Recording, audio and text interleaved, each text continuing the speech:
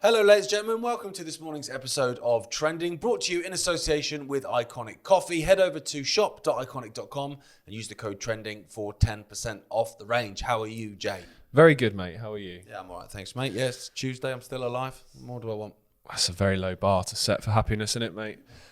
Right, well, this morning we're going to head over to America. This story's broken overnight about a top US private WhatsApp group, if you like, talking about their shared strikes in Yemen. A journalist has been added to that group, so a journalist has seen all that interaction, but it's not just any journalist, is it? It ticks a few boxes. And what's quite amusing is the story on the BBC is written by someone called Kayla Epstein as well. So anyway, the Trump administration is facing political uproar after the White House confirmed that a journalist had been inadvertently added to an unsecure group chat in which the US national security official plans are being discussed about strikes in Yemen. I love how you've got supposedly the biggest country in the world. They're using WhatsApp. They're using WhatsApp. Even the people watching this will know to use Telegram or Signal or something else. You're using a Facebook-owned messaging service to discuss war plans. I love the idea. It's pretty weird, isn't it? Someone can inadvertently be added to something which is supposed to be a matter of national security.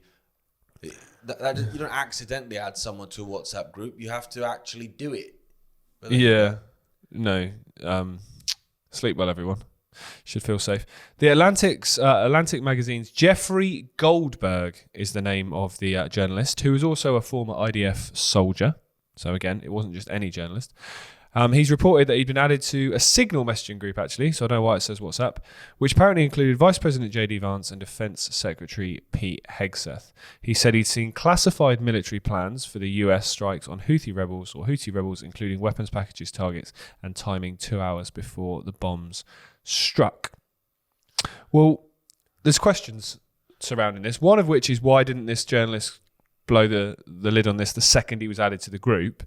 Well, there's probably two aspects to that. One, he thinks he's getting a good story out of it. And secondly, if he's a former IDF soldier, he wants this to happen. He wants the bombing of Yemen to happen because they've been targeting Israel, or supposedly targeting Israel. There's just so many questions. Like you say, you don't get inadvertently added to a group. It's a manual process to add someone to a group. So somebody has done that on purpose. And also, you can't just add someone to a group. You have to be an admin of that group to be able to add someone. So it's someone pretty high up in the pecking order that has decided to add this person. And they've not even justified why. It's not like, oh, sorry, we tried to add somebody and their surname's very similar, so I just clicked on the wrong name or whatever. It's just, there's no justification at all for it at this point. It's clearly not an accident. Well, it's also the fact that it's about targeting Houthi rebels, when obviously the bombs that were dropped, they were dropped on the capital of Yemen, which killed civilians, killed children. Yeah, absolutely. It's all well and good saying, oh, it's rebels, or we targeted terrorists, which is, a disconcertingly vague term that's used all the time by the Americans, by the British, by the Israelis, to basically condone essentially dropping bombs on civilian areas, which is what they seem to do for a laugh. Yeah, they do. They absolutely do. And, they constantly use the justification of, them using civilians as human shields, them using hospitals as command centres, that's their favourite one, and other things. But because they've been so emboldened by this administration, they don't really care now. They don't even kind of pay lip service to pretend they're doing it by accident. They just they happily this week, I think we covered it yesterday, put out the fact they targeted a hospital because there was a Hamas leader in it in Gaza. So it's fine now, just because that's there. Just kill everyone else, including medical personnel and so on, which is just ridiculous. But critics have called for an investigation into this leak. Goldberg said that he'd been added to the messaging chain, apparently by accident, after receiving a connection request from somebody who appeared to be White House National Security Advisor Michael Waltz. So again, Michael Waltz, very, very high up in the pecking order officially in terms of national security. And, he's dropped the ball here, or has he? Well, I saw a tweet from the WikiLeaks official account which asked the question, why did Atlantic editor Jeffrey Goldberg sit on the Yemen chat group transcript when he might have saved 53 lives and changed government policy by publishing when it was most impactful before the bombing started? Goldberg clearly knew the group was real based on valid Signal usernames, as is also shown by his intentional taking of screenshots before the message self-destruct timer expired. So he knows he's going to expose the fact that he's in there because he's taken these screenshots, but not before the strikes took place. No, because he wants it to happen. Well, that's the point, isn't it? His claim that he did not know if the group chat was real until after the bombing is clearly a construction designed to facilitate an ignorance defence under the Espionage Act, but it does not affect the timing calculus. Now, I thought, who's Jeffrey Goldberg then? Let's have a look. Makes me think of Mighty Ducks, Goldberg the goalie. So I went to his Wikipedia, and you always look for okay, so what did he do before he was editor of The Atlantic? Goldberg left college to move to Israel. Of course he did. Where he served in the Israel Defense Forces during the First Intifada, as a prison guard in the, I'm not going to try and say that name, prison where Palestinian participants were arrested in the uprising. Obviously, that was an uprising where Palestinians basically stood up against Israeli aggression and Israeli oppression, and ended up being killed for it, obviously, and lots of them put in prison without trial. Obviously, don't have trials. No. And so he was a prison guard there. So well, there's an answer to why he wasn't going to expose the bombing before it happened. No, absolutely. And this kind of ties in again a few weeks ago. Do you remember the guy that was chucked the "Make America Great Again" hat? The journalist in the White House in that Oval Office room. Yeah. And that wasn't just a random journalist as well. That was the husband of that Taylor Greene. Yeah. And it's like everything is connected. Everything is a script. You're literally dealing with actors. That's exactly what you are. Donald Trump is an actor. And in his past life, I believe J.D. Vance was as well at some point, as was Zelensky. So when you look at that like whole scripted thing that was definitely scripted a few weeks ago, you literally got 3 actors playing their roles, and you got the same thing again now. But what's funny here is a statement from the White House has said that Trump has full confidence still in National Security Advisor Mike Waltz. And this is funny. House of Representatives Speaker Mike Johnson, obviously a Republican, has said that the breach had been a mistake, but it argued the chat showed that top officials are doing their jobs very, very well.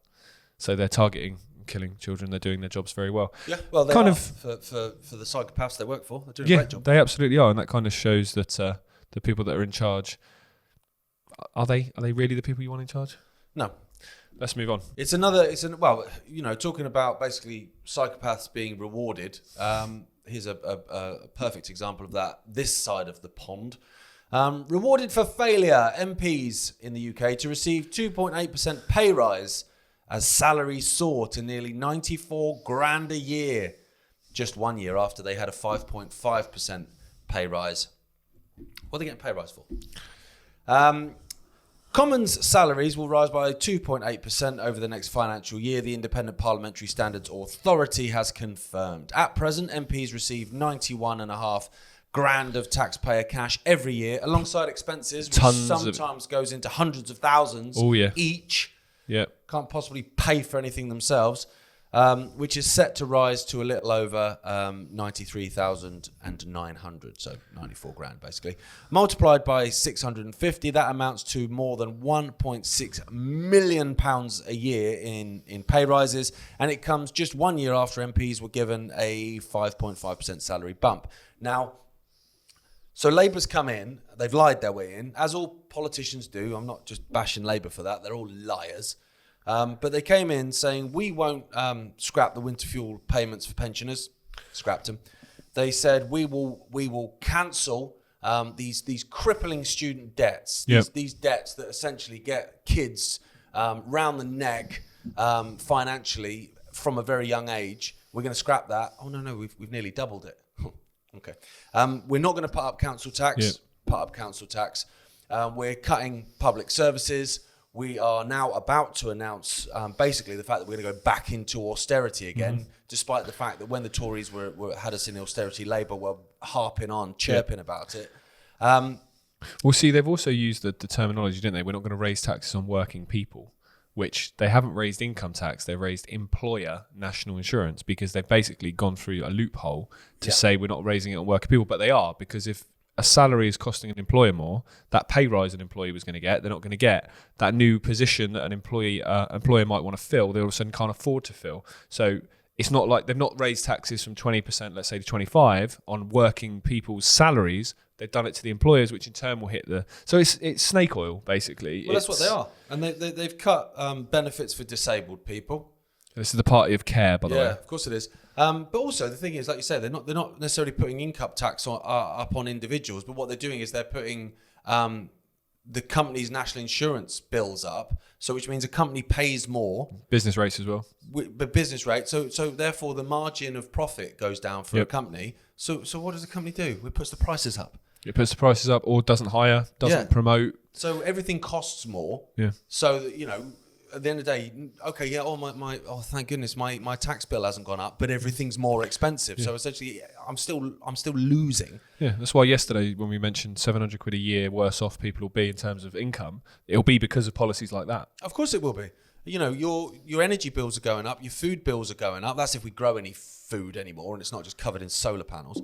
It's absolute, but while all this is going on, these maggots give themselves a pay rise. Yep. And I think to myself, oh, you're just trolling now. Yeah, they are. Yeah. Like, you're taking the mick, because there's no way you can have that lack of self-awareness. Like, you would find a way around it. You would go, do you know what? Don't give yourselves a pay rise, guys. Not now.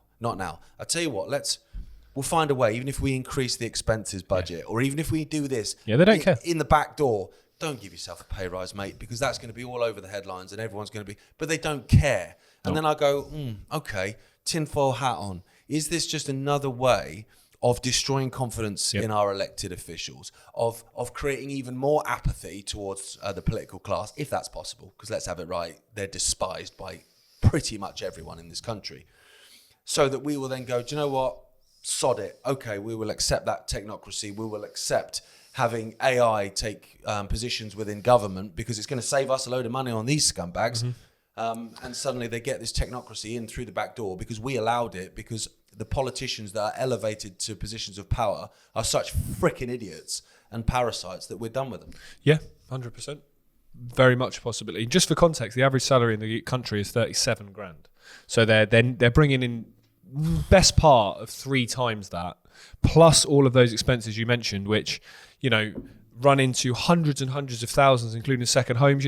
Let's say, for example, one of us was an MP here in Derby. We'd get an allowance to have a house in London. How much is that costing every month? Yeah. It's absolutely astonishing. It probably accumulates to more than the salaries, I would suggest. But what's the interesting part of it is that the attacks on working people is one thing. It's the attacks on employers that is the major one. And what I think is really interesting here is you've got, every party has its natural base of people. The Conservatives, it would be your kind of right-leaning people who in theory would want low immigration, small government, low taxes, your more entrepreneurial minds. Labour, traditional Labour voters, left-wing voters would have wanted more of a socialist outlook, take care of everybody in society, tax the rich effectively. They should be paying their fair share, look after working people on bread. Both parties in the last 20 years have completely destroyed their natural base. Yeah. The Tories, through the years of the Tories, corporation tax was higher than most countries. Income tax has risen consistently. And when the one person who tried to do something about that, Liz Truss, look what happened. Oh yeah, she was not the banker's choice. And then now the Labour Party have come in, and you would have expected the kind of welfare state, the socialist state, we take care of everybody. That's actually gone. They've gone for them more than the Tories did. Yep. And it's just hilarious, really, in a sense, not obviously for the people affected, but it's hilarious in the sense of looking at it going, well, literally no person, whether you are left-leaning, right-leaning, has any representation whatsoever now, because the party you should look to for low taxes, put them up. The party you should look to if you want a socialist society are doing the opposite. And what I find really funny is people talking about this left-wing government. You see you see Kemi Berdinich, whatever her name is, the leader of the Conservatives, saying, this left-wing government have done this. They're not left-wing. They're so far from left-wing. It's absolutely astonishing. But just the reason I mentioned the employers, and that's why I think it's really important, is people talk about economics without having a clue what economics actually means. The economy does not grow by necessarily increasing tax. It doesn't grow by increasing taxes at all. No society has ever grown by increasing taxes on working people, because all that happens is, as Gaz says there, your profit margin. So if you apply that to a household as a person, if the amount of surplus money you have decreases, you spend less. Simple as that. You spend less in local shops, you spend less in the bars and the restaurants. They then obviously feel the pinch, and in turn businesses go, and that's basically how economics works. It's all based on confidence. You having the confidence to buy things, to take loans out, take mortgages out, all of it's based on that. If people don't have the confidence to do that, then it stops and grinds. And with businesses, essentially what drives economics forward is people having the confidence to start businesses, confidence to be, entrepreneurial, to go, I've had an idea, I think I've got some value, I'm going to do it on my own back. That's what drives people, because they then become employers. They then obviously pay your corporation tax, and they then create jobs, create economics within a local area. That's how it works. And you don't, by essentially declaring war on those people, which is what this Labour government have done, and also declare war on farmers, which is another story, they destroy that. And that's part of it, because they don't want independent businesses. Because we've spoken, haven't we? You've spoken about, you own nothing and be happy, all of that. Well, independent businesses and people having an independent income, that's not built into that system at all. They're the enemy of those people. Absolutely. Complete enemy of those people. You see it a lot where you get these people and they're elevated to positions of kind of moral superiority, whether it be online or whether it be on the telly or whatever. They talk about tax the rich, and everyone cheers and goes, yeah, damn those successful people. Now, you look at that and you think, well, if you earn a shed load of money, then yeah, you should pay more tax than someone that doesn't earn a shed load of money. Well, that's a very basic way of looking at it. And you go, okay, all right, okay, well, you can look at that in that basic way. Or when you get someone, for instance, who moves abroad or has bank accounts or bases their company abroad financially, they go, oh, he's dodging the taxes, scumbag, and all that sort of stuff. That's a real basic way of looking at it. You go, okay, well, but because he doesn't pay those, I'm saying he or she, doesn't pay those huge amount of taxes, they can afford to employ another 100 people who all pay tax. So you're getting the tax money from them anyway, plus those people are employed, so therefore they're not on the welfare state. And because they're employed, they've got money in their skyrocket, which means they can go to the pub and spend money. They can go to the shop and spend money, supporting independent businesses who then survive. Then they employ people. And so the whole thing, and you go, okay, well, what you could have done is you could have taken all that guy's profit or that woman's profits, essentially, by going, tax, more tax. Okay, well, then now he's not employing those people. So then none of that is happening. Yep. The other thing is the tax the rich is a really simplified argument, because what do you define as rich? And because same with the farmer story, right? The farmers who have these huge farms that are multimillionaires, and the people who they claim only bought them to get around inheritance tax, they're clever enough, and they're very clever and creative accountants. They will find a loophole around it. They'll put things in trusts. They'll do things X, Y, and Z. It's your everyday people that can't do that will struggle. Same principle with tax the rich. Your multi-millionaires, your billionaires, well, big example here in the UK, Tesco. Tesco's not registered as a UK company, so it doesn't pay UK-based tax. You have these huge corporations, they'll find ways around it. It's your local business that might bring in 100 grand a year that are going to be 20 grand a year worse off. And all of a sudden, they can't then employ that person. And that's 20% of their income. They're the people that are going to be hit. Your massive corporations that bring in the millions and billions. Hence why some of the biggest companies in the world, whether it be your Facebooks, your Amazons, etc., they don't pay corporation tax. I mean, imagine, as at Iconic, it's 19% you're expected to pay on any profit, right? Imagine if Amazon UK paid 19% of the profits they make. That would be more than the next, 1,000, probably 2,000, 10,000 businesses, the same size as us, let's say. But they don't target them. They don't target them. No, they don't target them. It's the regular people that have done quite well for themselves and got a few bob. Exactly. They're the ones to target. Yeah. But there seems to be this hatred. And I was going to say from the left, but left, right's two cheeks of the same arse anyway, it's bollocks. But they have this hatred for people that have made a lot of money and been successful. I don't understand that. Like, good luck to them. Yeah, exactly. As long as you've not stamped on people's necks to get where you've got, fair play, mate. Yeah. You've made a load of money, you live in a nice house, you drive a nice car, your kids go to a decent school. Well done, mate. Yeah, if you've done it in an jealousy is ridiculous. I don't get it. If you've done it in an ethical way, you've created something, a product, or you've got some value, or people like what you do, then fair enough. Good luck to you. Good luck to you. As long as you do, as long as you do it in the right way, I think. But it's easier to drag people down than it is to try and climb up to their level. And unfortunately, we've become a nation of people that like dragging other people down, and it's quite sad to see it. Well, yeah, and I think what's also really important is that to those people that cry. At those people, there is quite literally billions of people around the world that would kill for the life you have that you hate. There's people waking up today and worried whether they're going to eat this morning. So I think... Well, there's going to be more and more people across this country feeling like that. Yeah, every day of this Labour government. Absolutely. I do think, we do take things for granted. As much as stuff is bad and there's a lot of oppression going on, as both of us are, you're quite well travelled. You travel around the world, you realise actually the large proportion of people are not having a great time. They're not. And... we focus very much on issues that are relevant to the West and to us, but there's a lot of people in a lot worse positions. Yeah. So that's always, it sounds negative, but it's a positive to always, just remember you're a lot further on than.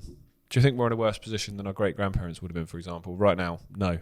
Could be if they get their way, but right now, we're still living in a pretty decent time compared to most of human history. Depends how you look at it, I suppose. Well, yeah, depends. There's parts of our great grandparents' life I would take in a heart. It's a lot simpler, I imagine. Well, the ability to be able to leave your door open without someone coming in and that's a big robbing your one. house, that'd be a start. Yeah, that's a big one.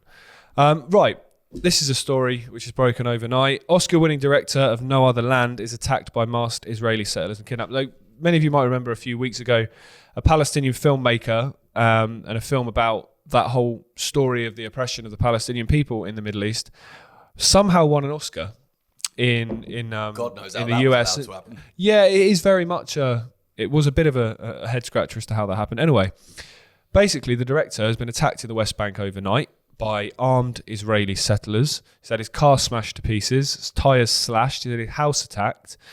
And then, as if that isn't bad enough, he's then being treated in an ambulance when a group of Israeli IDF soldiers come and detain him. Well, they're the most moral army, aren't they? They come and detain him when he's being treated for his injuries. So, members of the Centre for Jewish Non-Violence said a rampaging mob descended upon the village, throwing stones, smashing windows, slashing car tyres and destroying a war tank, I think that's who say water tank, in the village. Right, so it's not just him they've attacked the village in general. The settlers beat the director, leaving him bleeding from the head and threw punches at activists. So again, it's not just him that's been attacked. They're Jewish activists, by the way, as well. Yeah, they are, most of them. Yeah. While Ballet, however you pronounce his name, was being treated in an ambulance, soldiers from the Israeli Defense Forces, IDF, detained him, and a second Palestinian man, the group has said. Joseph, who was one of the 5 activists who witnessed the brutal attack, said the filmmaker was surrounded by around 15 armed settlers. And how do those settlers get armed again? Well, it's given to them by the Israeli government. Oh, yeah. They started throwing stones towards Palestinians and destroying water tank near Hamdan's house. Another activist, Ravid, told the same publication that the settlers destroyed his car with stones and slashed one of the tyres. And what's interesting here is that the co-director of the film, who was also there, is actually Jewish and part of a group in Israel calling for non-violence and peace in terms of the peace in terms of the interactions between Palestinians and Israelis. So, of looking at this story, of the 10 key people involved in production of this film, 7 were Jewish, 7 were Israeli. Yeah, there's a large group of people within Israel and within the Jewish community that are opposed to the oppression and the brutality enacted upon the Palestinians, who do just want peace. That's why it annoys me when you get this whole "it's the Jews" stuff. It's Absolutely. not. It's not at all. No. The thing that Israel is terrified most of is losing the narrative, right? That's what they're terrified of. Mm-hmm. So they're terrified of this film because this film is coming out of the West Bank. So you can't even say Hamas and you can't even say October 7th or anything because there is no Hamas in the West Bank. So it's absolutely nothing to do with that. Now, how this 8-minute film won an Oscar is beyond me. Like I said, I don't know how that was allowed to happen given the amount of control over Hollywood in terms of that pro-Israel narrative. But there you go. But the truth coming out in that is terrifying for Israel. It's absolutely terrifying. Any stories that get out into the media, they control the media to such a degree, it's insane. Mm-hmm. Now, not happy with simply controlling the output of the media. Think about it. Think about people say, it's a conspiracy theory, the control of the media. Name one media outlet that isn't pro-Israel. I'll wait. On the mainstream side, absolutely none. None. Absolutely none. Even the staunch left-wing ones, which you think wouldn't be, are. Oh yeah, even the people like The Guardian, where they say, the Guardian's like, pro-Hamas and pro-Palestine, all this kind of stuff. No, it's really not. Now, since October 7th, in Gaza alone, which bearing in mind, it's a tiny little enclave, Israel has killed 170 journalists just in Gaza, just since October 7th. Because that's the thing that they're terrified the most of is losing the narrative. Losing the narrative, because you can't defend the indefensible. So you can stand there and say, Israel's defending itself, Israel's defending itself, Israel's defending itself, like it's on a freaking loop. Hamas are terrorists, Hamas are terrorists. Is there anything else I can say? No, just keep repeating that, mate. Keep repeating that. But the more and more images and videos that comes out of children with body parts hanging off, you can't defend that because it's impossible. Unless you're a complete psychopath, which a lot of them are, let's have it right, you can't defend that. So therefore, well, what do I do? Well, I need to stop it coming out then. Yes, absolutely. I need to control the narrative. And then when anyone does get it out, I call them an anti-Semite, although that's dead. That doesn't work anymore. No, that's it lost worked for its a long power time. completely. It doesn't work anymore. Cry wolf and all that. It's lost its meaning. So what do? Then you attack guys like this, the director. You attack people. And I'm sure he's pretty lucky to come out alive, to be honest. Yeah, but again, this will create publicity. Because, like you say, I mean, I'm always skeptical. Like the winning the Oscar, you can look at it and say, how was that allowed to happen? Or why did that? Why was that allowed to happen? There's other games at play. Because there is other games at play here. And obviously, the fact that they won the Oscar has meant that this story has made publicity. If they hadn't have won the Oscar and this guy had been arrested or attacked, no one would know who he is. Oh, people are attacked in the West Bank and sniped and shot for a laugh every single freaking day. Yeah, they are. For the last 80 years. So, yeah, you're right. It's making the news because they won the Oscar. Yeah, which always just makes me think, is there a back angle here that we're not picking up at this point? Well, I think the back angle is, at the end of the day, if you look at Albert Pike's vision for what the Third World War was, it was a war between the Islamic... political Zionism. And political Zionism, and they would basically mutually destroy each other. Well, if you're going to have a war like that, you need consent coming from both sides. Now, consent for a Zionist war is everywhere within the mainstream. It's within every single government, including the British government. Yeah. That's why Trump, the Mr. Alternative, is all about going for Iran, because that's what Israel wants. But they also need some consent coming from the other way, where people are going, someone needs to do something about Israel. And so I think that's probably part of it. Yeah, quite possibly. And we'll see what happens in the coming days. This story's only broken a few hours ago, so we'll see. Hopefully, the guy gets out, and the backlash caused by this is so big that it's very difficult for them to do anything very sinister to this guy. Yeah, but this is Israel. They do what they like. Right, final story, mate. Facial recognition cameras in Croydon, which is a lovely area just south of London. It was once, certainly not now. Should alarm all the Londoners. Well, it should alarm everyone. So I'll just read the first couple of paragraphs. The UK's first permanent, because they were on trial before, you see, facial recognition cameras, trial. Permanent live facial recognition cameras will be installed in South Beijing, London, in a bid to catch criminals. Nothing to do with catching criminals, mate. The cameras will be permanently installed on 2 roads in the centre of Croydon as part of a pilot project, soon to be rolled out across the freaking nation, obviously. It doesn't say that, but that's the truth of it. Run by the Metropolitan Police. They will be used to monitor faces on streets and match images to a database of alleged criminals, the newspaper reports. Privacy campaigners have strongly opposed the move, calling it a steady slide into a dystopian nightmare. Well, yeah, we've been on that slide for a while. Next slide, please. It's not very steady now. No.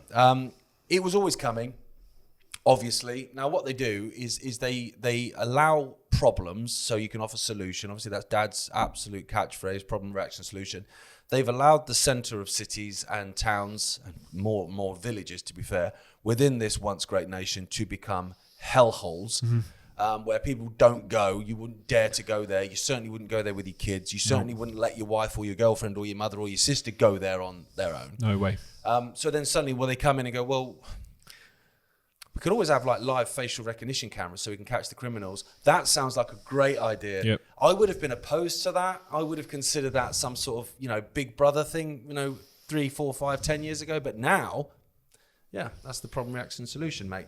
Obviously, they want to roll it out everywhere. That's the point. It becomes normalised. You kick off about it for a bit, and then facial recognition cameras pop up in Oxford, and you kick off a bit. Maybe there's a protest or two.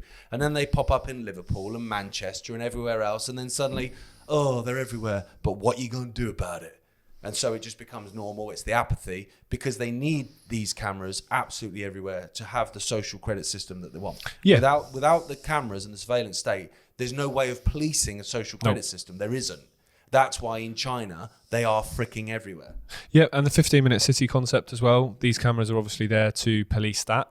So like the ULEZ cameras that have been going up all around London that they say now are to police ULEZ, they're not. They're to police that. But like you say, there needs to be a justification of that. That needs to be out there, for a reason that's justifiable. So then it's there. And then when they want to move to the next stage of their agenda, The technology, the systems are already there. And I think, you can also apply that back to, if you remember all that technological infrastructure that was built during COVID for like scan and trace, track and trace. And, the all of that sort of stuff for the testing to be able to get into the green passes, to get into stuff that people were doing. All of that technology was not built for the 3 or 4 months it was used. No. It was built so it's there when it needs to be rolled out to be used for a more permanent thing. Because like you say, it's been on trial, now it's permanent. That's how they do things. They put things out. Look, it's just a trial. We're just going to see what happens. Yeah. We're just going to do a 50-minute city in Oxford and see how it goes. And then, we'll see. And then there's one in Melbourne and one in Milan, It's not... Milan. Milan. Jesus Christ, mate. Victoria Beckham. Get some gelato. Yeah. But no, you're right. That's exactly what it is. Yeah, they use it as a justification because you say, if I said to you now, we're just going to trial this, Gaz. We're just going to trial this, mate. It's a lot harder for you to go, well, I don't want to do that. It's an argument. It's like, well, it's a trial. And if you don't like it, we won't do it. Whereas if you just turn around and say, look, this is what's happening now. Yeah. And it's so different from what the status quo is. It's jarring. It's very, what the hell, that's really different. Whereas you do it slowly. You do it gradually. Yeah. One of Dad's other phrases is the totalitarian tiptoe, isn't it? Which is, say that 10 times quickly. No, you want to get from here to there, and that's a big jump. You do it step by step by step by step by step.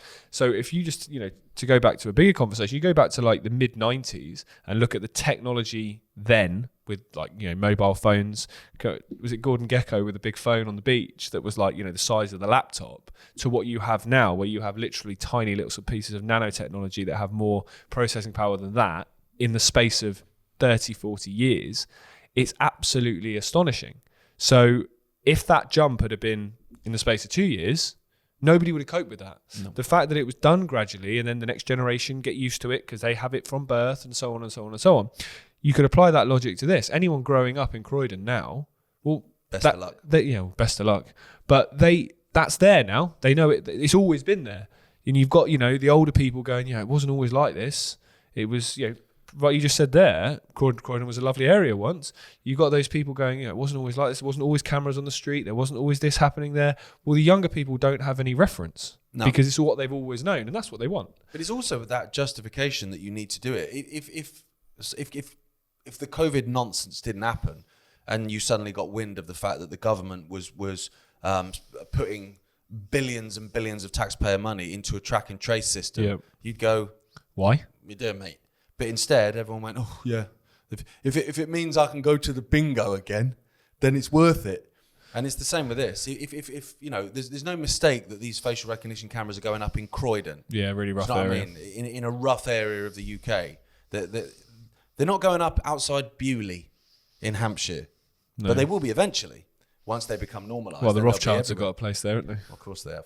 But that's the point of it, mate. And it's that kind of gradual, like you say, that tiptoe towards normalising something which is anything but normal. And all you hear is, well, if you haven't got anything to hide, you shouldn't be worried. Nope. Right? Well, that's not how it works. Those exact words came out of Klaus Schwab's mouth last week. Yep. Where they're talking about the fact that you'll have no privacy. Because like I said the other day, you will own nothing and you'll be happy. People say that's the full quote. It's not. It's the you will have no privacy, you will own nothing and you'll be happy. The no privacy part obviously is this area here.